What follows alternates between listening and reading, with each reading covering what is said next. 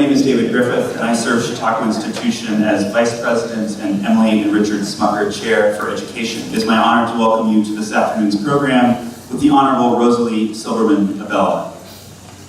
Support for this lecture is provided by the Robert H. Jackson Lectureship Fund, which has provided a Chautauqua lecture on the Supreme Court of the United States for the past 13 seasons. Please join me in thanking the Jackson Center for making this lecture possible.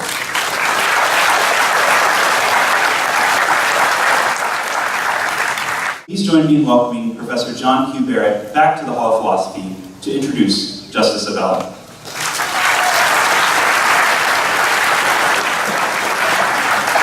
Thank you so much, Dave and friends. It's always a great pleasure to be at Chautauqua and to have the opportunity to be part of a conversation with each of you.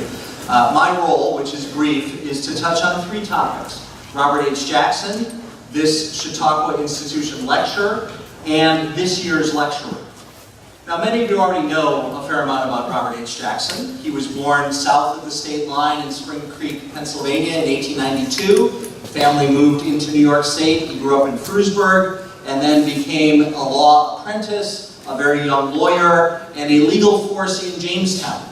After 20 years in private practice, where he had risen to state and national stature at the bar, and also had involvements in Democratic Party politics, he went to Washington as a New Dealer in 1934. And across the next 7 years, he was nominated 5 times and confirmed by the Senate 5 times to high executive branch offices: the Bureau of Internal Revenue in the Treasury Department, then Assistant Attorney General, then Solicitor General of the United States, then Attorney General of the United States, and then Associate Justice of the Supreme Court of the United States. Thank you, Franklin D. Roosevelt. At the top of that very steep escalator, Jackson was all of 49 years old. But what's interesting about Jackson, and we'll talk more about other marks he made, was that he didn't have much formal schooling. He graduated from the Frewsburg High School. He had done 1 postgraduate year at Jamestown High School, and then he had become, through the apprenticeship path, a lawyer with only 1 year of legal education at the Albany Law School. In other words, he never went to a day of college in his life, and he only spent 1 year in law school, the year he was 19 and turned 20. A meteoric rise that background would not permit today. So how did Jackson become Jackson? Well, a lot of it was in his genes, and some of it was in his family, but a fair amount of it was Chautauqua Institution. You see, Robert Jackson was a Chautauquan.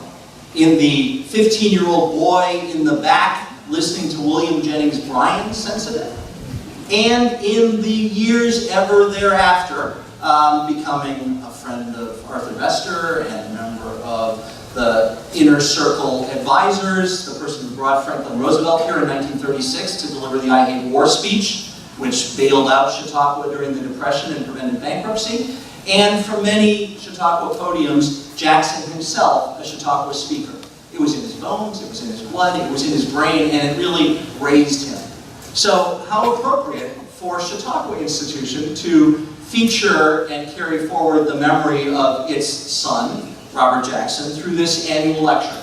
That brings me to this year's lecturer, Justice Rosalie Silberman Abella, who is here, I will note, with her husband, Dr. Irving Abella, a professor of history emeritus at York University and president of Canada's Academy of Arts and Humanities. Justice Abella is here as a jurist, a justice, one of the 9 who serve on the Supreme Court of Canada. She is a leading jurist and legal figure, not just in Canada, but globally. She is a pioneer, she is a pathbreaker, she is a sharp pen, she is a strong voice, she is a clear conscience and an inspiring life and figure. Some of her path-breaking was her very young appointment in the mid-1970s as one of Canada's first female judges, and the first ever to be pregnant when she was appointed. A path-breaking Jewish judge, service on the Family Court, then the Court of Appeals, and since 2004 on Canada's High Court. Now, Justice Abella, of course, did not know Robert H. Jackson, but I will note an interesting geographical overlap. Briefly, both were in the same part of the United States. You might say. And let me clarify. What I mean is the United States sector of military occupation in the land that had been Nazi Germany until it surrendered unconditionally in May of 1945. And she'll take it from there. Justice Abella does know the U.S. Supreme Court. She is a close student of its work. She is a consumer of its work product. She obviously has a particular vantage point and an understanding, and she also has personal relationships with the people who serve in our high court. So she is uniquely positioned to speak of it and to offer us some timely and topical and comparative thoughts from her vantage point as a justice of her nation's Supreme Court. I'll also note that it is a special new milestone to have, for the first time, a Supreme Court justice delivering the Robert H. Jackson Lecture on the Supreme Court of the United States. So no further ado, great pleasure and honor, Justice Rosalie Abella. And one of the shortest justices on the Canadian Supreme Court. Well, this is wonderful. Thank you all for coming out. I said to John, my amazing host with Greg Peterson at the Jackson Center, who is going to come out to hear a Canadian judge? And he said, you don't know Chautauqua. These are wonderful people, and on a sunny day you do have alternatives, so I really appreciate the fact that you're here. And I take the sunshine, which was not predicted. We looked at the weather forecast before we drove in from Toronto, and it said 3 days of thunderstorms. So I take this as a sign of good relations between Canada and the United States.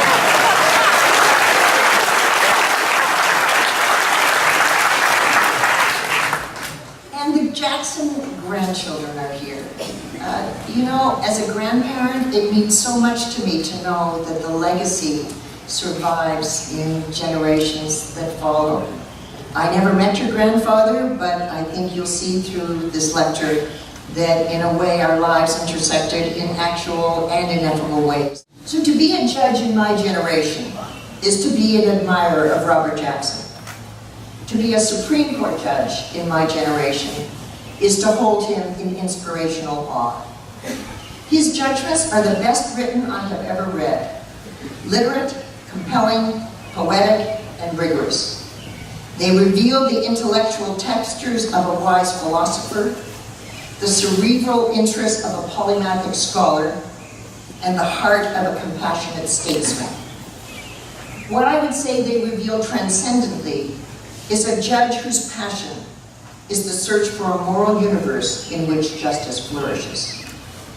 And so that is what I have taken as my overall theme in today's lecture in his honor. To paraphrase Martin Luther King, the arc of the moral universe may be long, but does it always bend towards justice? This year marks not only the 50th anniversary of the assassination of King, it's also the 70th anniversary of the Genocide Convention and the Universal Declaration of Human Rights. Two international beacons, which in my view are the direct outcomes of what Robert Jackson helped reveal at Nuremberg. So part of my lecture will also wander into how moral the global universe is.